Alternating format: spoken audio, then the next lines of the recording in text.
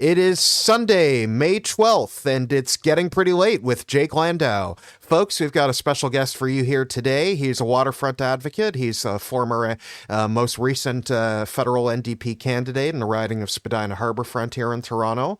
And he's an advisor to Ontario Place for All and Save the Ontario Science Centre. His name is Norm Di Pasquale. Norm, how are you doing? I'm doing great, Jake. What an honor to be asked to be on the show. No, it's an honor to have you, really. I mean, I'm glad we're both mutually honored. Yeah, We can. absolutely. I like when there's a mutual pedestal raising. It's always fun. That's it. We raise each other up. That's the way we do things. Indeed, that's the NDP way. Although I'm not one, but sometimes I'm certainly amicable. But yeah, I mean, I guess that's the. Before we go into though your run in this recent federal election, I guess the big news topic of the week is, and something that you'd probably have a bit to say on, is our friend Adam Vaughan. Yeah, absolutely. I mean, Adam Vaughan has now joined Therme as a senior advisor. And, we are, as people who've been fighting for our waterfront for over a decade, we are all extremely disappointed at this turn of events and, him kind of abandoning the public waterfront cause, seemingly for money. But did he join German Therme or Austrian Therme? Yeah. And which Therme question. Is the real Therme? And then some people think Therme is Thermea. So there's a lot of confusion there. Personally, I don't care to pronounce their name right because they're stealing the waterfront. If they promise to give it back, I will promise to commit the right pronunciation to memory. That sounds good to us. There's so much confusion with that name that Thermea actually sued Therme because the names are so similar. And, we are having to correct people all the time that Thermea is not Therme. They're two different companies. So they actually sued Therme and they won. So now Therme, I don't even know if they can use the name in the end here. Which seems like a very different than what Adam portrayed when he went on the radio the day after I did because he was upset about what I said. Yeah, right. Which I've never had happen before. It was very funny to me. I think you just dropped too many truth bombs there. Yeah. I'm like, if you're explaining, you're losing. Well, that's it. I guess there was some hint that he might be going this path because we had some sort of discussion about the mega spa a couple months ago.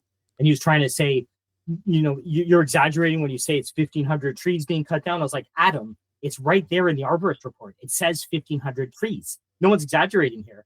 So, it seems like maybe this has been ruminating for a little bit. Well, he said that he reached out to that he was talking to them while he was still an MP. So that would be before Kevin Vaughan got elected.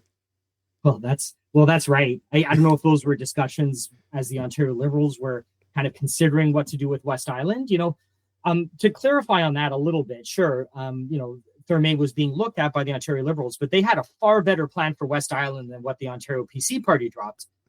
For the Ontario Liberals, they were like, there could be an art organization or some other not-for-profit that, we will cost share with to, run parts of West Island, thinking about an art gallery or some sort of Ontario museum or something. And then, the PCs come in and just say, we can demolish the whole thing. Right. And that was the moment when we got together as Ontario Place for All. Meanwhile, it's funny, as the Liberal one in the conversation, I will actually say no, you should criticize the Liberals a bit more here.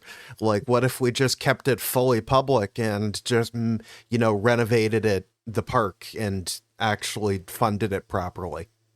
Amen. I mean, there are times where the Liberals introduce an idea and then, which is not great, and then the PCs jump in and make it way worse. So this might be one of those examples. It's like if the Liberals are going to position themselves in the center, could they tilt left instead of right? Like, it would be really convenient for me. Yeah, yes, please. I mean, it wasn't helpful to have Ontario Place closed completely in 2012 and then, sit there until 2017 because that gave everybody the impression that Ontario Place was still closed when the Ford government was calling to, sell it all and destroy it all. But in fact, they just closed the Cinesphere for no reason, essentially.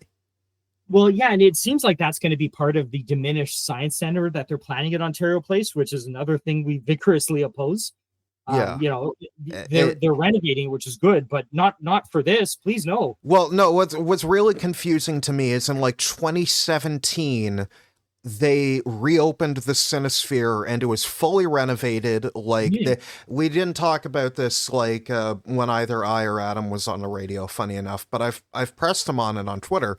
Like, it was a fully functional modern IMAX installation with both the old film rotor projector and a new dual laser setup. IMAX actually used it for testing their expansion of the laser projectors to the rest of their, not to every system. Cineplex is cheap and doesn't buy them, but they have shittier projectors, Cineplex IMAXs. But it would. And the other thing is not to shill for IMAX, because I actually really don't like them as a corporate entity. But what they do is they have monitoring instruments in every installation, and they do a daily recalibration run over the internet from their headquarters in Mississauga. So I'm really confused if that IMAX was going under daily monitoring and recalibrating for years until the bridge closure in 2021. What exactly happened in 3.5 years or so that suddenly it became decrepit and dysfunctional? Did no one sweep the floors? Did no one, did they not send in anyone to do maintenance? Because they said the whole time, even before there were bigger science center plans announced, that it was under closure for renovation. And I was like, well, what are you renovating? Charitably, I think there's some work being done to the exterior of it, which is fine, but you don't need to close it to do that. No, that's right. And people would love to see the Cinesphere back open. People want to see the Thunderbolts at the Cinesphere. Well, it's not just that, but it's for films that are filmed on 70 millimeter IMAX, there were only 10 movie theaters that could that were showing Sinners in that format the other month. And it's been it gradually shrinks over time. It's there was Nope, there was all the Christopher Nolan movies like Oppenheimer. For Oppenheimer, to see that in 70 millimeter, which is there's no digital resolution that can approximate it. It's a 16K. I had to take a go bus for 2.5 hours each way to Square One at Mississauga. Wow. Before the Cinesphere closed, all of those Christopher Nolans and now other filmmakers are making them 270 millimeter movies, you would see them at the Cinesphere. Yeah. Oh dear, I see. So it's it is really replaceable, because the problem is IMAX really doesn't build them like that anymore. They've made new film cameras because it's a marketing thing. But the irony is they don't my problem with them as a company, they don't actually build venues that can show these movies they spend all this money investing to build in. Not to get too off track from our main point of conversation, but my point here is that the Cinesphere is really unique. They really don't build them technically IMAX will build one like that if you pay for it, but Cineplex doesn't want to build them like that. It's a massive land footprint. You get the idea. It's irreplaceable. And it's a great example of what makes sense at Ontario Place. Yeah, it's a massive institution for cultural heritage. Yeah, and it helped launch a Canadian business globally. That was the first permanent installation of IMAX. Right. So it's I remember as a kid, you go to an IMAX and there would be a laser light show, and they'd be in the best thing. It's Canadian. Bum bum bum bum. That's really when they went downhill, when they stopped having the laser light show before the movie. That's hilarious. Kids, if you don't know what I'm talking about, just look it up on YouTube. It's delightfully 90s. Yeah, and that's the kind of thing we're calling for at Ontario Place. What a great place to showcase Ontario innovation, especially in this era of Trump, attacking everything, attacking Canada. What a great way to highlight, what a great place to highlight Ontario innovation. Yeah, and that's the problem with the whole idea of just turning it into a private spa, It's like, yes, there was a water park at Ontario Place. That was just one part of it. Like, and That's right. I think they're like, it's very dishonest. Like, Absolutely. but the thing is, with Adam Vaughan, like, I think it's pretty transparent. He got a job that he's said explicitly on the radio now pays him money from Therma, Mhm. Yeah. and now he changed his views completely. Well, exactly. I mean, he stuck around our first Ontario Place for All rally for 3 hours in order to deliver that speech that I recorded, recorded a copy of and posted online.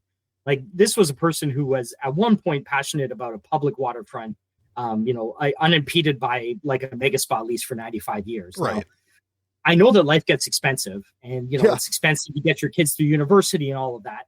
But I just don't think selling your ethics and your morals is worth it in the end. Like, and that's what he's done here. I can agree with that. I'm a writer, so I don't make a lot of money. Like, it's like that's the fun part of writing. I don't think people realize when you get a column published, you'll get paid like a month to 2 months after. Wow, that's a long time. Yeah. I just, to be fair, it's a little more understandable with international papers when they gotta like send you money internationally and get currency converted. Excuse me.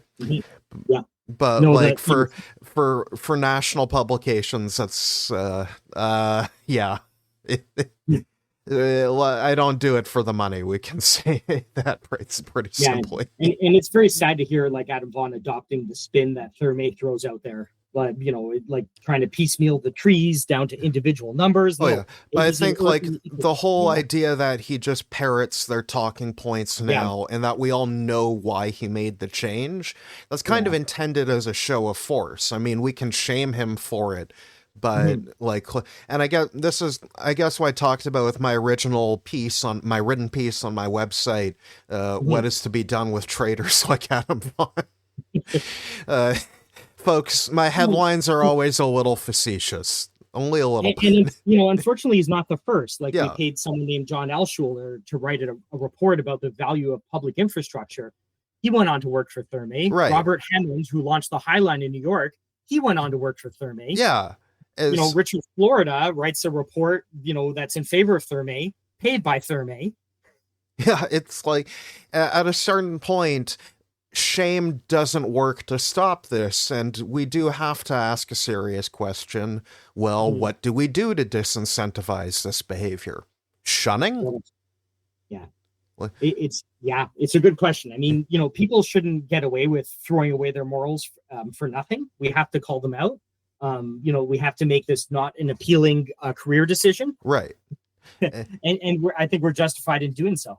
Yeah, and it's like, that's honestly I know when I was on the radio, I did say, like, I am a bit frustrated with the fact that it doesn't feel like we've got much success out of the protests for both the Science Center and for Ontario Place. Like, I mean, like, there's clearly a lot of public support for it in Toronto, but it hasn't materialized into a change in government. Doug Ford got another strong majority, and he's going full steam ahead. And to be fair, there are things that he has moved off of due to public pressure, but because this one's so localized to Toronto, to ridings that just don't vote for him anyways, it doesn't seem like there's any. And what frustrates me is it feels like a part of Ontario kind of likes when the government of Ontario beats up on Toronto. Yeah, absolutely. That's absolutely. Yeah, and it's like, if you asked like a central party leader that, they would say no, of course not.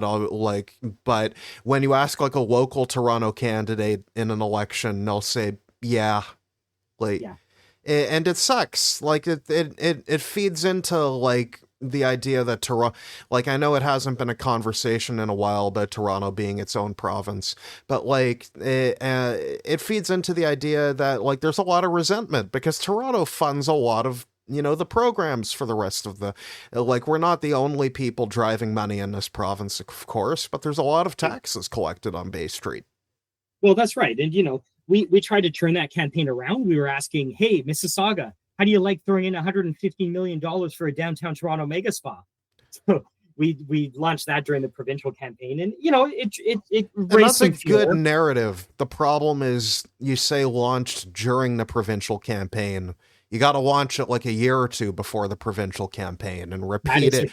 You got to repeat it every single time you rise in the House. If we're going to learn anything from the Conservatives here, repetition, repetition, repetition. Like, Pierre Poilievre's odious views hurt him in the federal election, but I won't say that the reputation hurt him.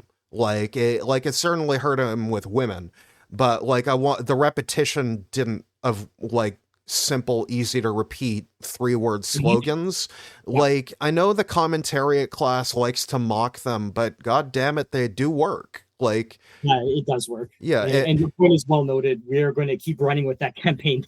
Good. It's like, because that's the thing. It's like, it isn't just having a good message and then moving on to a different good message. When you come up with a good message, repeat it often. Like, just hammer it home.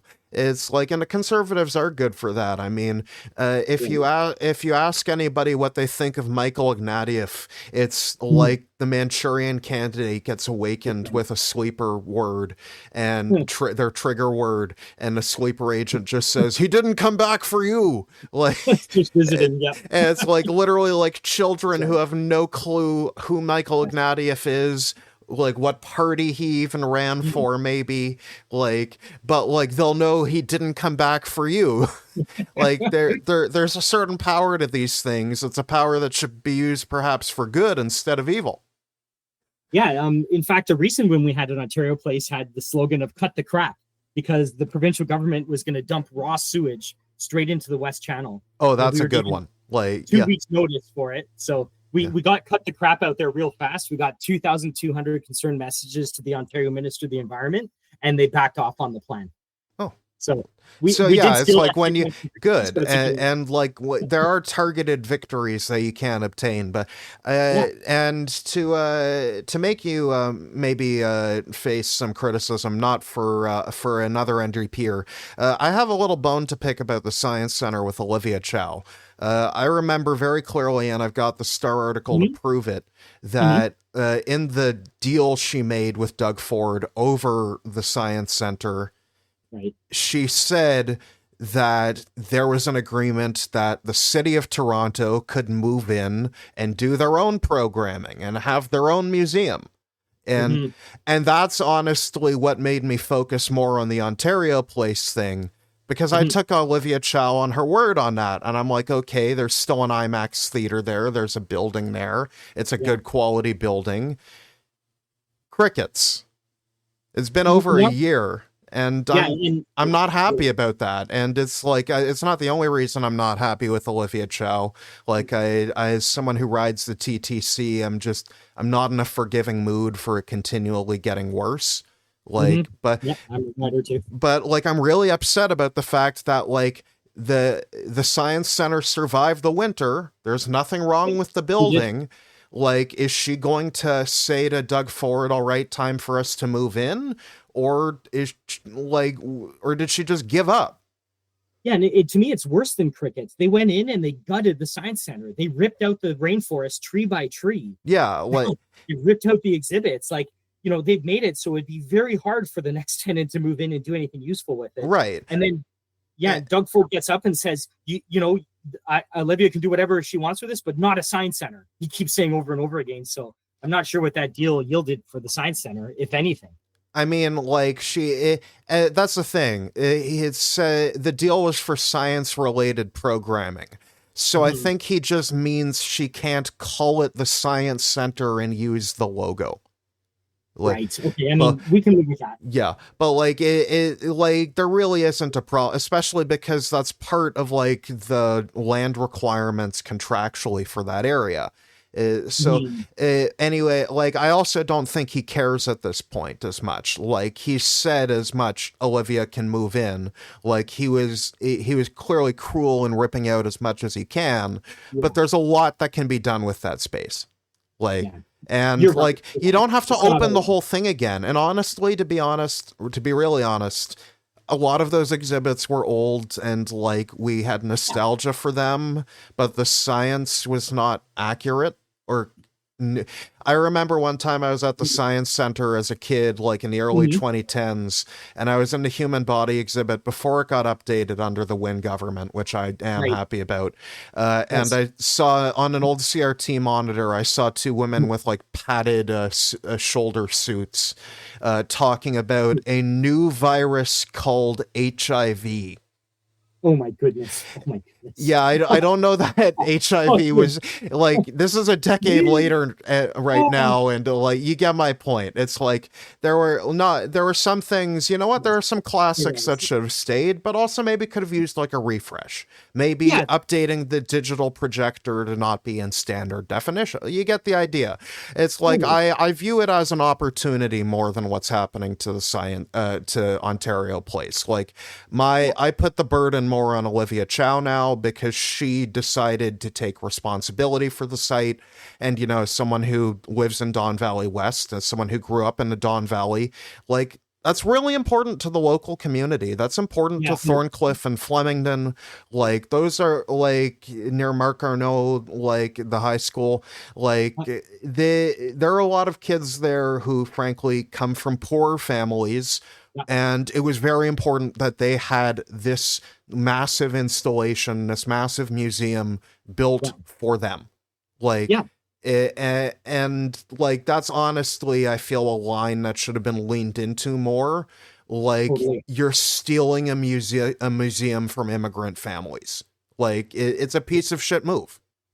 It really is. I mean, the first time when it was initially announced, like, there was no Save Ontario Science Center at the time, so they reached out to Ontario Place for All, and I immediately knew this was a bad idea because I had a good friend who went to Mark Carney and benefited from the science-based learning that she got there, and now she's in an excellent career thanks to it. Oh yeah, it's like she's a single mom, like you know, underprivileged and all of that, and you know, it led her to a good career. I didn't end up going into STEM. But like I once upon a time I was studying computer science, and like, is the Science Center the only reason? No, but did it create like a respect in me for knowledge and for learning things, and the idea that learning things could be fun and exciting? Yeah. Like I remember field trips. I remember, you know, I remember like my family had a membership a few years. So like we'd go like multiple times a year. It's like whenever, before my mom went back to working, like she would take me and my sister there a lot just because it would keep us busy with something educational. Like, 100%. Like my son and daughter miss it every single day. They're heartbroken. Oh, my half sister, but sister, in case people are wondering about the age gap, but it really doesn't matter. She's 2 years old, and I'm really upset because she doesn't have either of these things I had as a kid. Yeah, and now she's left with like these Spirit of Halloween science centers that are at the Harbourfront Center. And and it's like I want to share the same experience as I had with her, but it feels like everything in Toronto I like is getting ripped up. Like, and I don't know if you noticed, but there was actually a Law and Order Toronto episode on the Science Center just this past week. I heard. I don't watch any of the Law and Order shows, just not to be too woke, but it's like I'm not a fan of the propaganda shows. Yeah, I agree. But it's so scandalous that it actually got picked up in the Law and Order episode. Oh yeah, well, I mean, they do need headlines to rip from. Like, yes, exactly. That is the Dick Wolf procedure. That's right. Yes, folks, that is actually the name of the creator of Law and Order. Didn't know. No, yeah. Well, I'm glad I just explained it, and I didn't want you to think that was a non sequitur. But yeah, I guess, Norm, the final question I'll have for you before we go into our break, and I guess we can talk about it for a little bit.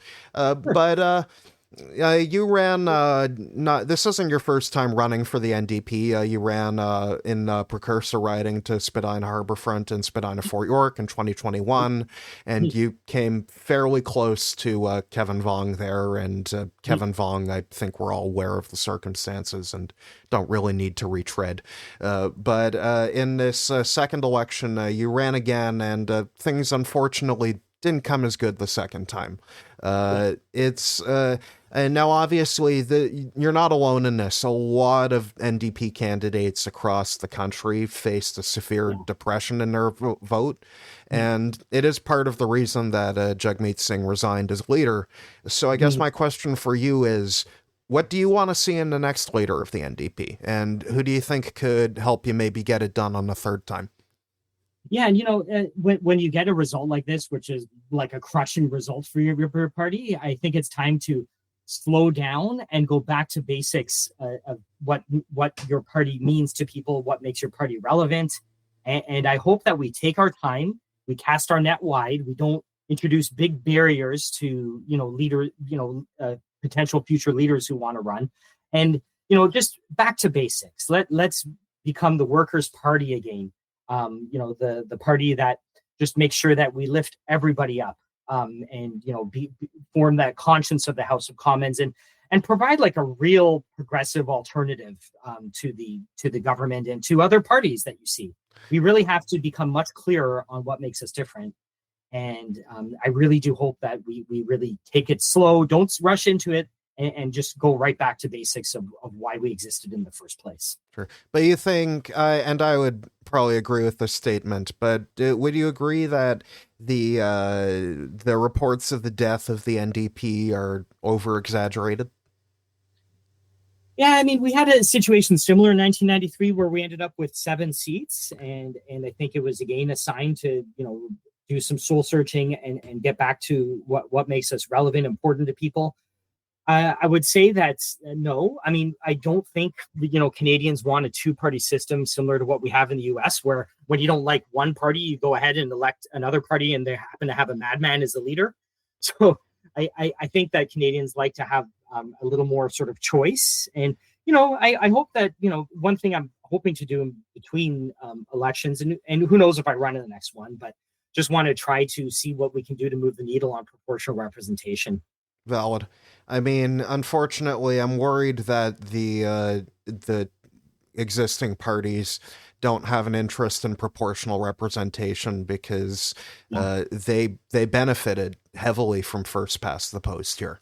And and unfortunately for the NDP, I don't think they have a stake in the continued existence of the NDP. It's all well put. It's got to matter to voters first before it will matter to either of the ruling parties, right? Right. So that's where we have to go. We have to identify voters who will make this kind of their key issue, and we have to organize around. Do you think that Mr. Davies will, as interim leader, will be able to bargain for party status, even though they're a few seats short? That may be the one chip. I don't know how many chips the NDP will get. Yeah, because it's like, I mean, at least Jagmeet, he got dental care through, he got a very, very thin version of pharmacare for 2 kinds of drugs through. But this one, is it like, are you going to bargain for party status over bargaining for policy? Because I don't know that'll play well to the base either.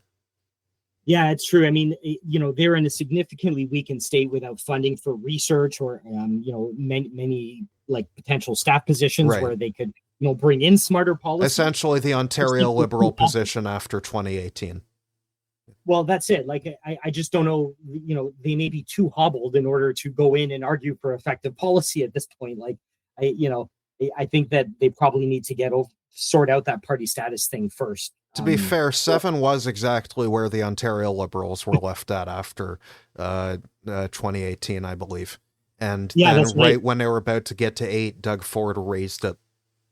Yes. Which was it was a super villain thing to do, but admittedly I also laughed when it happened because it's so it's so mean, it's comical.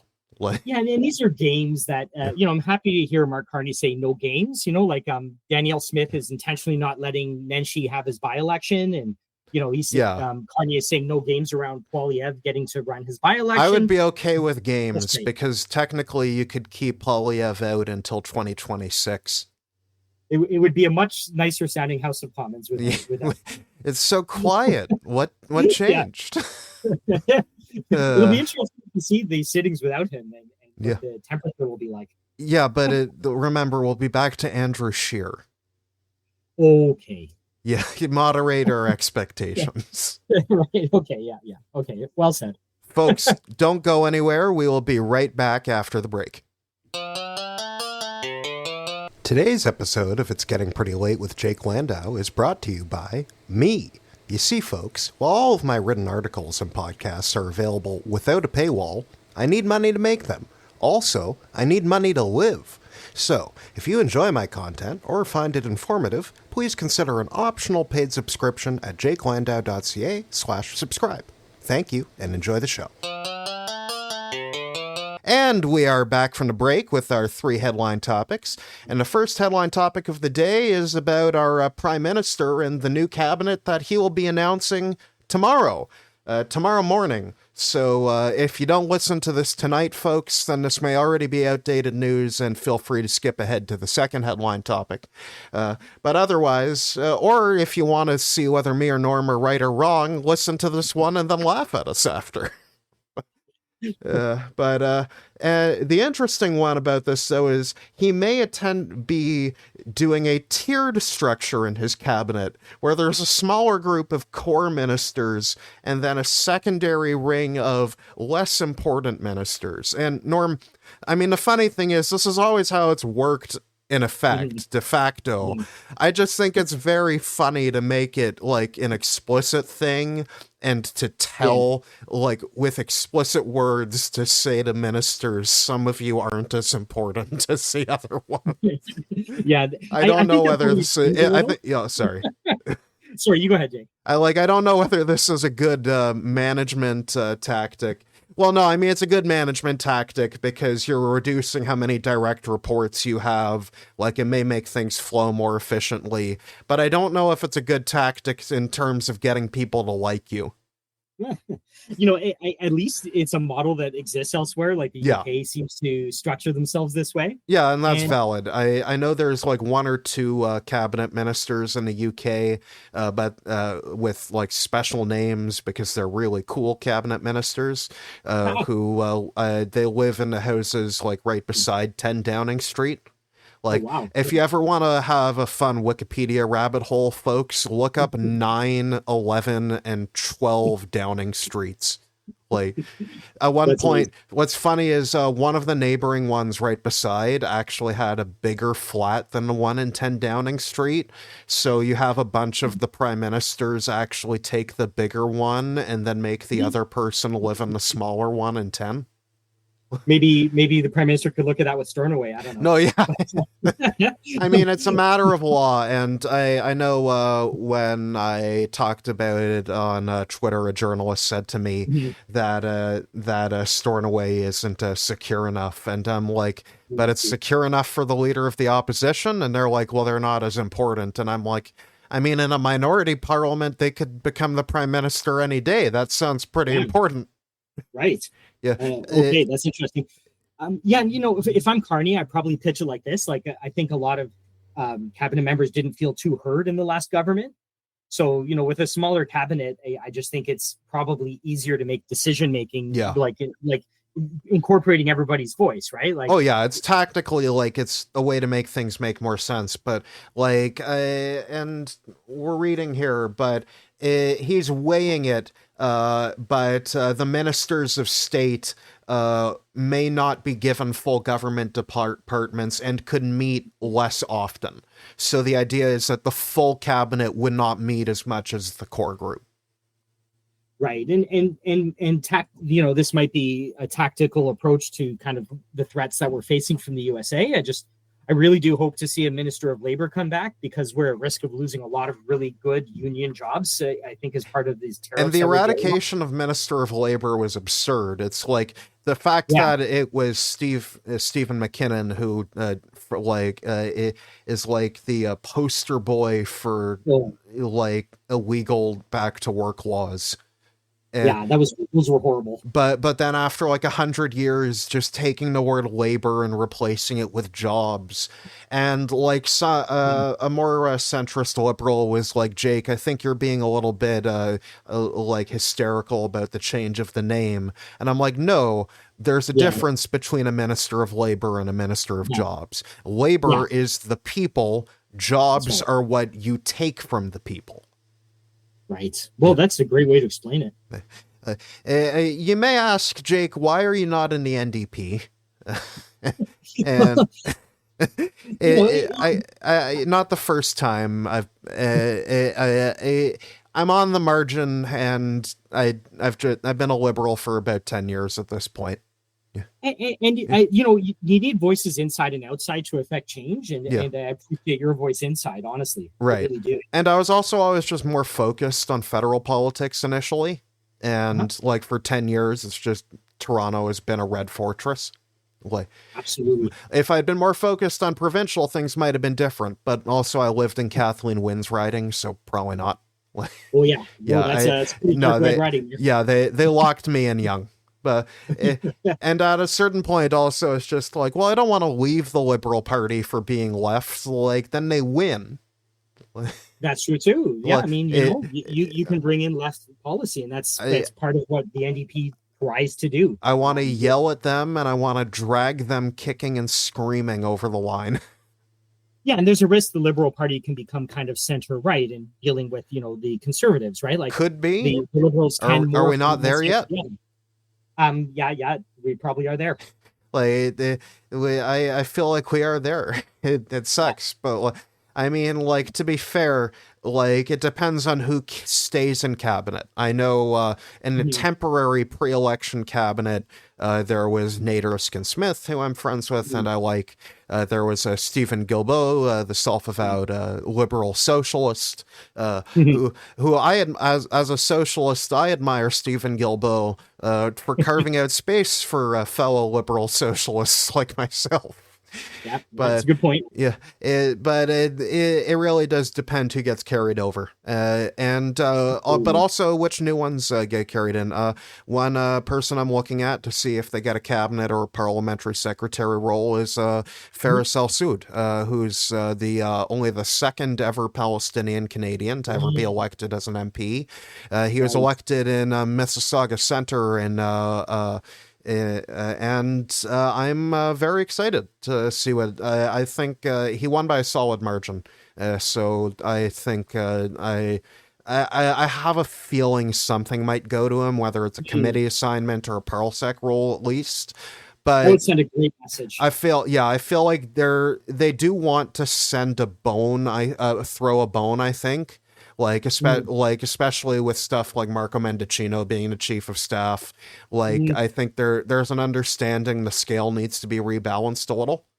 But also Carney just speaks about things a little more frankly, like the French interview when they did the interview with the 5 different leaders, and he said that the common thread between Ukraine, Canada, and Gaza is threats to our territorial integrity. And I'm like, you're right, but I'm shocked a liberal is saying it. Yeah, he's definitely a little more off the cuff. Yeah. When the person was calling him out for genocide in the crowd, and he stood up and said, that's why we have a 2A arms embargo. And then he's like, no, I don't think there's a genocide. And then he was like, I'm going to let the court decide whether there's a genocide. And it's like, I admired how in 3 days he managed to have 3 different opinions. Quite a backpedal. Like he backpedaled all the way, and then he forward pedaled half again. Right. So it is important to send a clear message on which way your government is going. So, yeah, and that's the thing. It's like we ultimately are speculating here because it's like, which Mark Carney are we going to get tomorrow? I don't know. Exactly. Like Yes. I've talked to some of my journalistic colleagues and who worked in financial the reporting. So like at Mhm. the Wall Street Journal and such, and the Financial Times. And they're familiar with Mark Carney because they followed him from when he was the governor of the Bank of England, and also from Right. being chair of Brookfield. Like they're from, Mhm. he's a well-known figure in like the global financial sector for obvious reasons. He's incredibly prominent, like far Mhm. before he was a politician.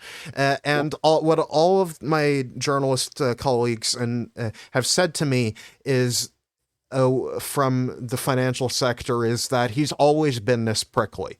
Like when people are like, "Oh, he's talking to Canadian media like that. He's not being Yeah. cagey and not saying what he thinks."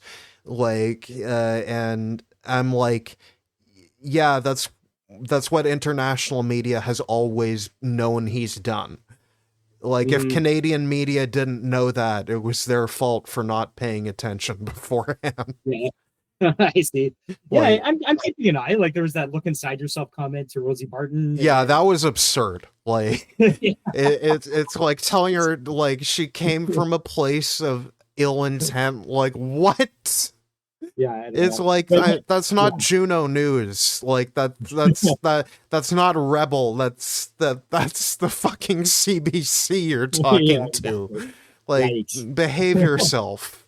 Uh, Yeah. uh, And then he kind of said a joke when they asked if Philippe, Francois Philippe Champagne would be the minister of that one at finance. And least was funny. Like that did he one. ask? Did he ask you to ask that question? That was pretty good. Yeah, that one I'll give him credit for. That's a better way to be vague. That's a political, that's a charming, that's a funny way. That's more of the Daily Show one version of himself. Like, Yeah. so maybe we just got to catch him on the right day, or Uh-huh. maybe one of his staffers just begged him to be more funny. Right. Uh, eh, Yeah, it's tricky. Like like I remember when John Tory became mayor out of nowhere, and he had to kind of learn the processes on the fly. And I wonder how much Mark Carney is going to feel that as he gets into the House of Commons. hmm. Now, one final interesting thing here. I mean, also to note, he's committed for gender parity in this cabinet, which I'm glad because it was really transparent that the last time, like Karina Gould got dropped, and if you just kept her and kept a Mm, minister of women, right. then Yes. you would be at parity. I don't Right. expect parity to include the prime minister. I think that's a little silly.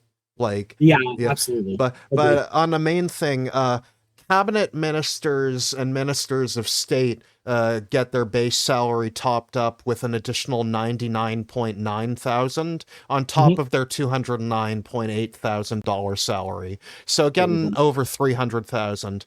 But secretaries of state in cabinet only earn an additional $74,700. So Mm, there may also be a slight carrot and stick approach here where he can mhm. motivate you to want to move into the inner cabinet with a larger pay bump. No. Yeah, that's right. I think that makes sense. And I I think mean, that's he reasonable also, if we're all, yeah, if we're agreeing it's a less important job and like yeah, just codifying it as like less senior, then I'm fine with that. But I think it will be important to see how that gets made explicit to people. for sure. And like 40 people in a room trying to make a decision is a little unwieldy. So I can get that part. Yeah. Now, Norm, for your final question on this topic, before we move on to headline topic number 2, Mhm. as an NDP candidate, which liberal do you want to see in cabinet the most? Well, I'd like to see I would like to see I guess when it comes to housing, I'd like to see somebody like Nate Erskine-Smith in there. And Because then for we environment, I'd do like to, have someone like Nate Erskine-Smith. In fact, there he you has a go. very similar name. Yeah, So yeah, he's I'd like to NES, see but housing and I environment like your finals. abbreviation better because you're NDP. Yeah, there you go. Yeah, and yes, that's funny. But the key for me is I want to see housing and environment, maintain prominence. So I guess that's why those two names come out. Interesting. Well, alrighty then. Moving on to our second topic of the day. Doug Ford and Danielle Smith are fighting, and I'm very happy. Yeah. Yeah, that's how weird a world we live in. Yeah, I mean, for folks, Danielle Smith has been talking up Alberta separatism.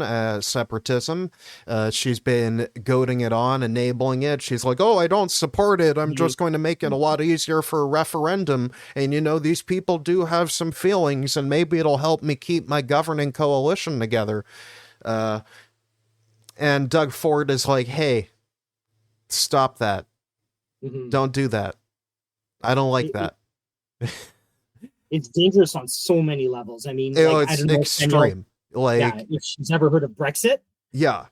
Well, and I mean, I've talked about before on Twitter, on Blue Sky, on previous podcasts, but my main thesis here is that they don't actually want or need the referendum to succeed. What they want, the fact that there's a Republican Party of Alberta going around campaigning, and they seem to be sourcing a lot of money from vague places, also Danielle Smith and Kevin O'Leary went to visit Donald Trump at Mar-a-Lago. I can't be the only person worried that, and also look at the people now spreading rumors about whether the federal election was fair. Yeah. That's right. So what happens if they lose the separatist referendum in Alberta, and then they say, oh, it was because of interference, the federal government rigged it, and then Donald Trump says, I'm sending American troops to protect the free people of Alberta from the Canadian invaders. Yeah. And when I say this to people, a lot of the time they think I'm crazy, but you get what I'm going at here, because this is the exact same recipe that Putin used in Donetsk and Luhansk, where they staged contested referendums. And the point wasn't to have a serious referendum. Yeah. The point was just to create the pretense for separatism, and then these breakaway states immediately got annexed as Russian oblasts. That's right. Yeah. It's hard to put into words how dangerous this is at this moment. I mean, it could not be more dangerous. Our literal sovereignty is being threatened, and you hold this referendum now. Yeah. It's, for our no prize question of the week, Norm, do you think the federal government is doing enough to take this dangerous threat seriously? Definitely not. I mean, definitely not is the correct answer. Thank you for your no prize question for pointing out the obvious. Congratulations. But no, this is terrifying. We have an outright breakaway movement that's calling themselves the Republican Party. And the federal government's maybe if we ignore it, it'll go away. Yeah, it worked so well for Brexit and for those other examples you cited in the Ukraine. Right, very well ignoring it. No, you do have to fight these things forcefully, because they will manufacture consent in the media, and you will start to see more people support it as news publications that have an interest to do so start to plant opinion pieces and start to slant their coverage of things. That's right. I mean, it's an elbows up moment if I was ever to find one, right here. Right now, and the elbows are not up. They're not. I'm not happy with Carney going down to visit. I don't think that was a good idea. I don't think that telling Trump "nuh-uh" to his face is exactly a win. I would think making Trump come here first for the G7 in August would have been the win, but I guess I don't get to make these decisions. Or no, in July or August. I forgot which my month. wife watched it in her entirety, and she called me in a panic afterwards. And that just, I didn't think it was a good meeting. No, it wasn't a good meeting. People are confusing better than the Zelensky meeting with good. Yeah. Yes. Just because something isn't an utter disaster doesn't make it good. It was a pullback from the elbows up. Mark Carney very clearly said he wouldn't meet with Trump until he respected our sovereignty. And then he met with him immediately. Yeah. And meanwhile, Danielle Smith is talking us up. And it feels like Doug Ford, of all people, is being more vocally critical. And maybe that's something Carney and Ford arranged behind the scenes. Like, I know Ford is friends with Chrystia Freeland. They're not helping the liberal Tory same old story thing there. But no, that's true. but like, and you know what? I understand the argument it may be better for a conservative to criticize her. How about the federal leader of the Conservatives?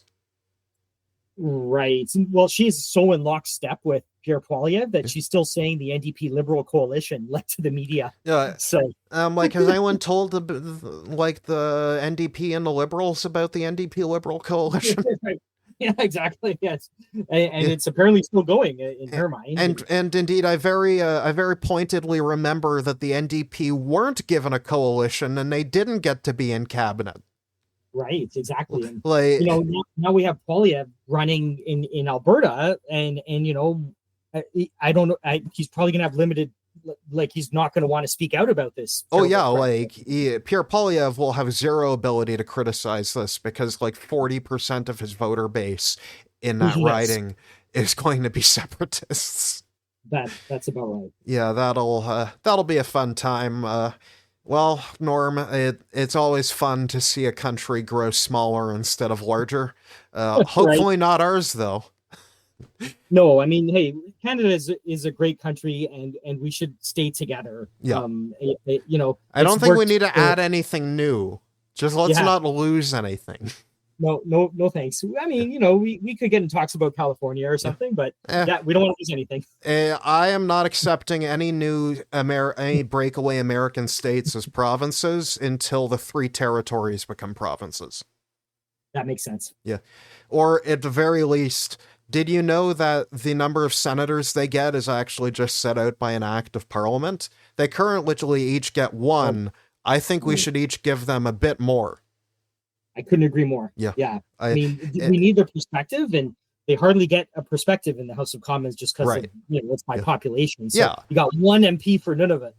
And none of it, I mean, federally they elect a partisan MP, but none of it in the Northwest Territories have nonpartisan consensus government. So the Senate would be a perfect place for people who had served a long time in provincial or territorial legislatures. Hopefully they can be provincial legislatures. I would love to see them be provinces and get that further constitutional autonomy. But absent that, there are things that can be done to fix that. I think there are things that can be done to shore up the parts of the union that, aren't treated fairly. Alberta isn't one of them, but the territories are.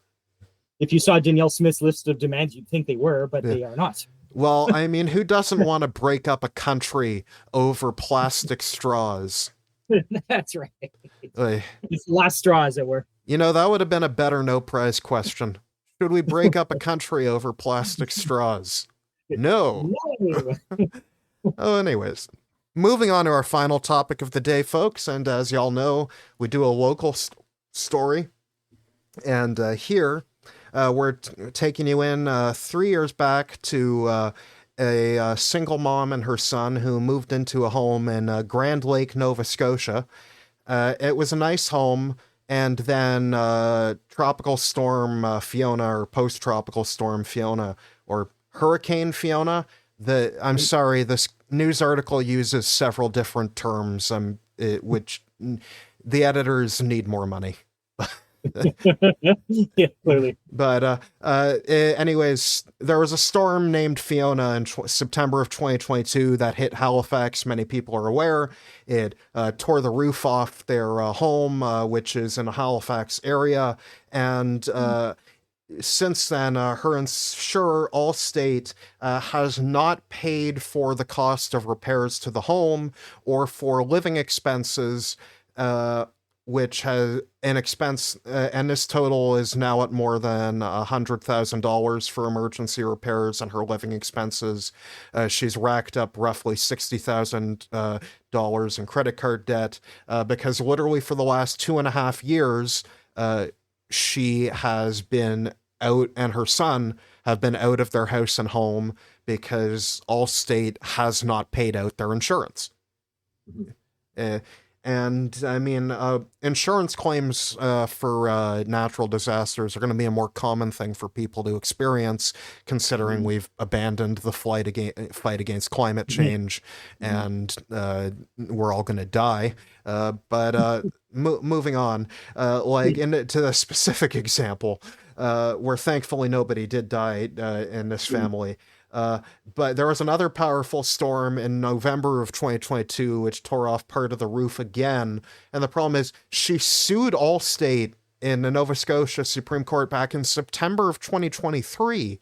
And her lawyer, Barry Mason, said, "It's one of the worst cases that I've seen in 30 plus years of practice."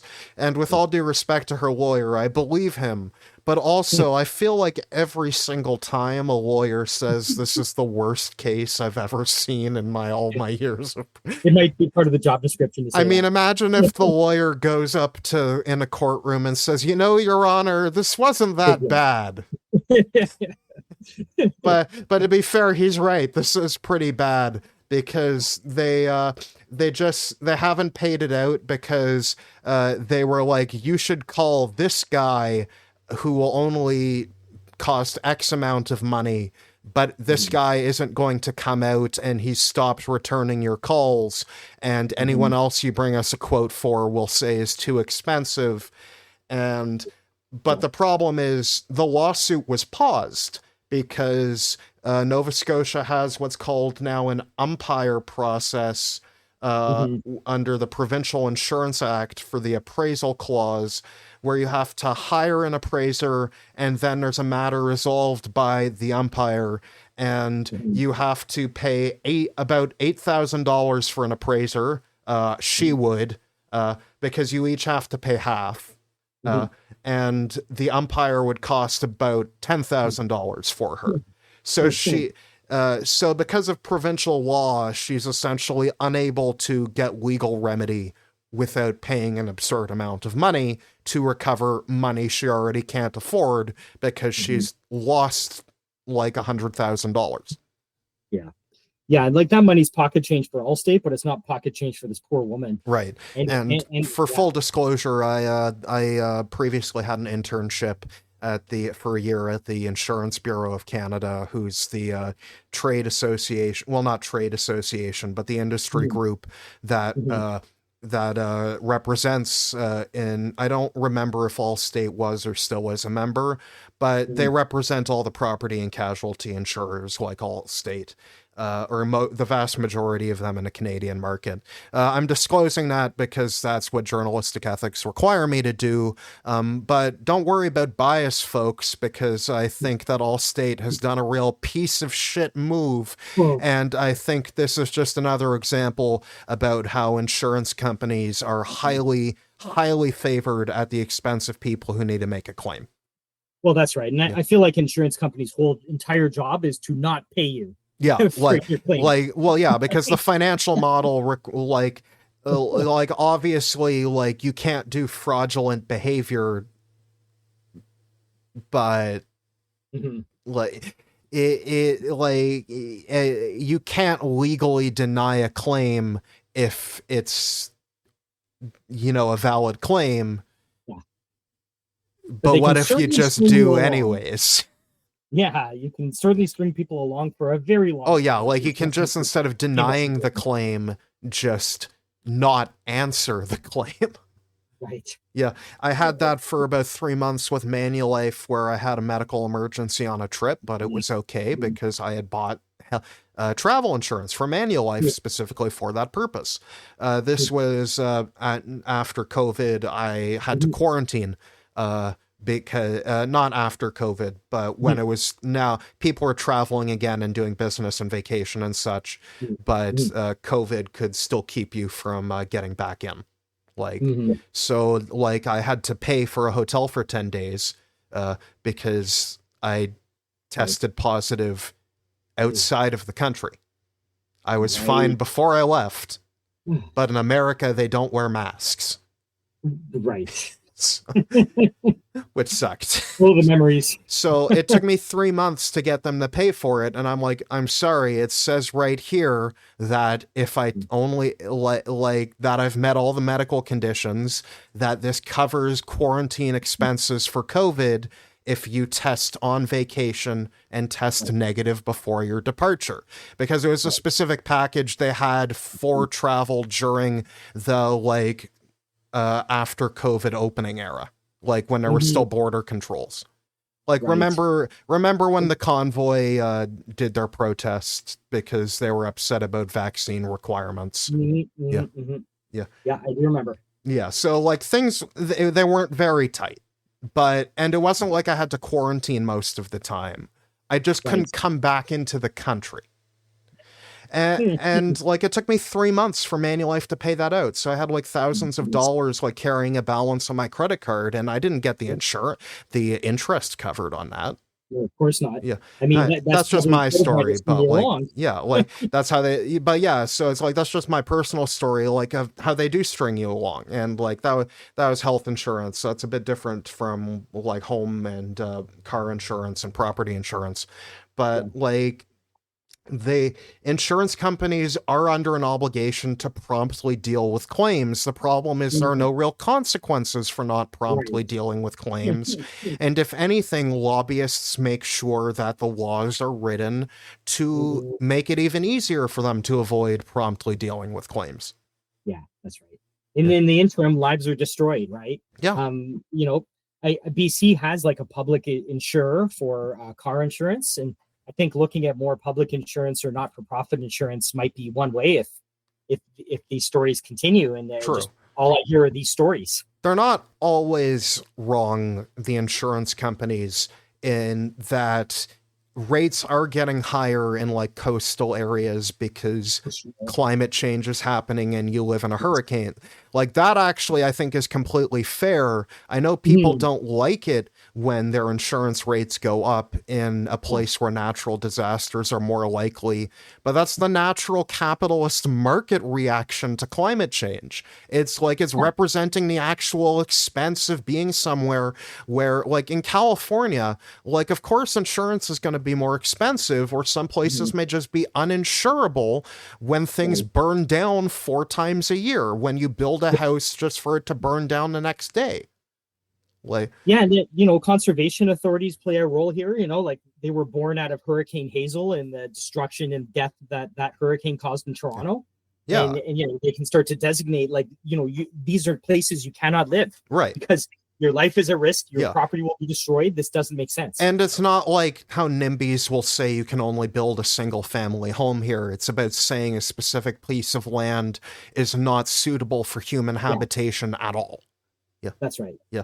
And it's because of to protect those lands that we should be building more density. That's right. Exactly.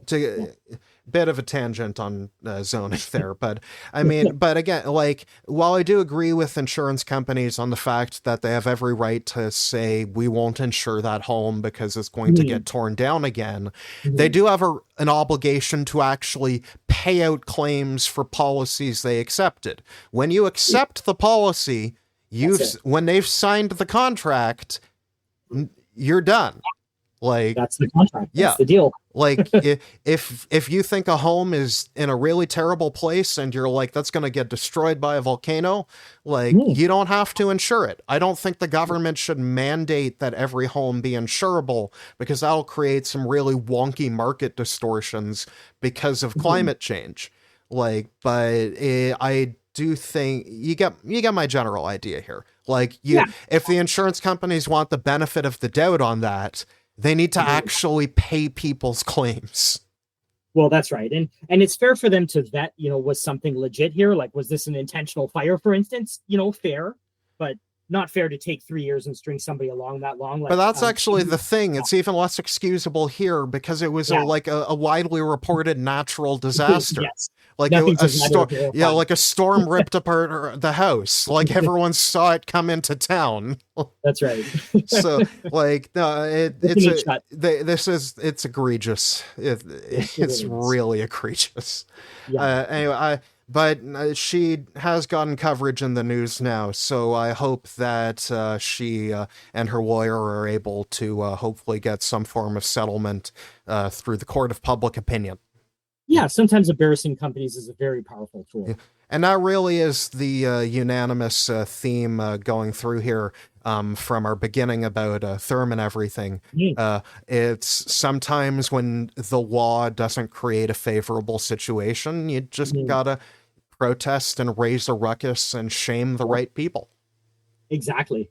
Unfortunately, in Therm, they've Doug Ford's found his ethical match, so Yeah. they're not too easy to shame, but we are going to give them a hard time all along this path. There will be no rest. And at least, even if they do manage to get the spa open, it doesn't mean there can't be protesters outside every day as people drive in. For sure. Yeah, For sure. it's like, and that's the unspoken thing, but I'm going to speak it right now because I'm kind of like that. That's a thing. Are people really going to want to go to the spa if there's a massive protest crowd outside every day? That kind of scares away tourists. Absolutely, for sure. And the parking lot seems like it's going to be quite a distance now from the spa, so there'll be lots of space to take in our protest. Indeed, it'll be a fun time. All right, Norm, thank you so much for joining the program. As always, with every guest, it is an absolute pleasure. Pleasure's all mine, Jake. Thank you. And that'll do it for this week's episode, folks. Thanks to all of you for turning in to It's Getting Pretty Late with Jake Landau. We will see you next Sunday back on our regular schedule. Same bat time, same bat channel. So long. This is the end of the show.